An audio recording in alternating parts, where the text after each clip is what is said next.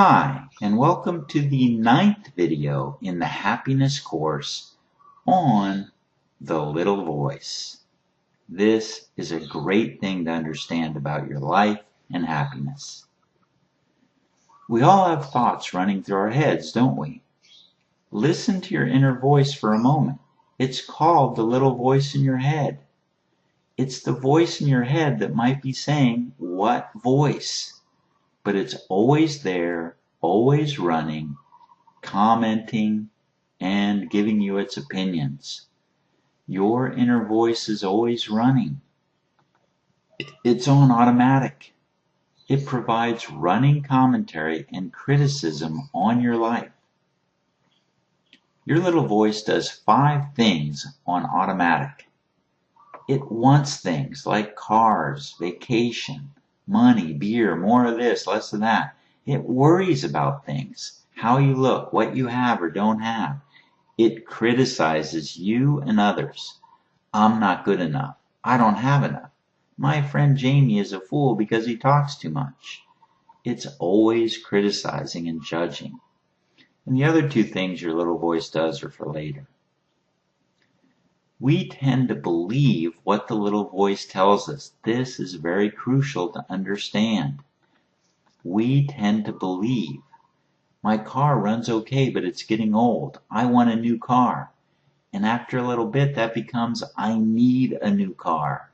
We believe we need a new car, even though our current car might be running just fine.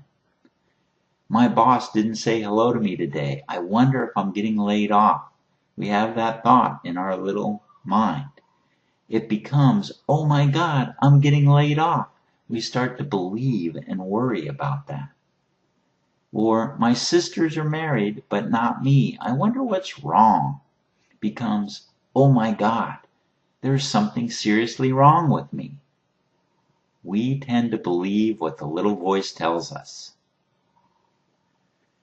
The little voice can be considered to be egoic or monkey mind. Hoping for this, worrying about that, fearing over things, jumping between fear and desire and worry and planning, believing in its wants, worries, and fears. We get caught in endless drama. Now, there's nothing wrong with egoic mind. We've all got one. Monkey mind is based on this. You've got an automatic wanting machine inside you.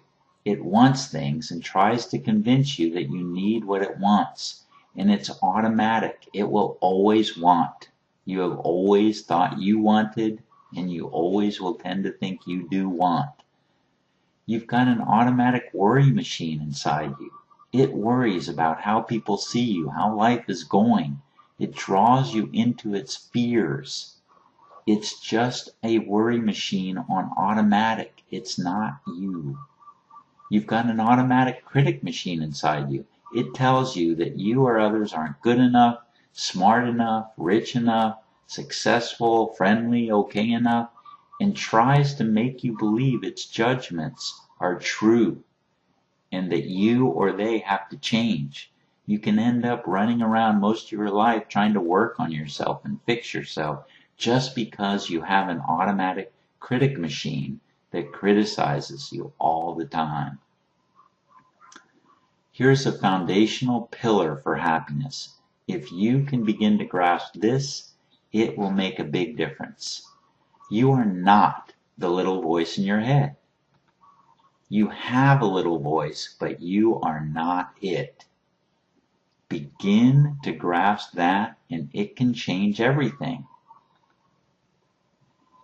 It's hard to be happy when you think you are all that wanting, worrying, and criticizing of the automatic little voice in your head. For long-term happiness, for satisfaction and contentment that grows, practice how to witness your egoic mind rather than be it. You can observe your mind. It's easy. Step back. Observe. Witness it running on automatic. Listen to it trying to draw you into this drama and that concern that's all in your head. This is called mindfulness, self-awareness, witnessing when you step back and start to observe the little voice, being present, knowing thyself, detachment. Once you start to know yourself and watch your little mind, your life will start changing for the better. You will begin to be able to observe the drama and not be as caught up in it. You can begin to de-stress and de-drama your life. That's right, de-drama. You can have more peace and tranquility, which are foundations for happiness. Here's your happiness homework. Spend a few minutes a day just observing the little voice in your head instead of being it and believing it. Just a few minutes a day of detachment from it can make a big difference. Do you really need all the things it tells you at once? Do you really need to worry nonstop over all its dramas? Do you really need to be so critical of yourself and others? Not really. Start witnessing and see what happens for yourself when you observe the egoic mind, the little voice. There's a lot more to self-awareness, but this is a very good start. You have added to your wisdom and your emotional intelligence by just beginning to witness your egoic mind. Great job. Keep learning.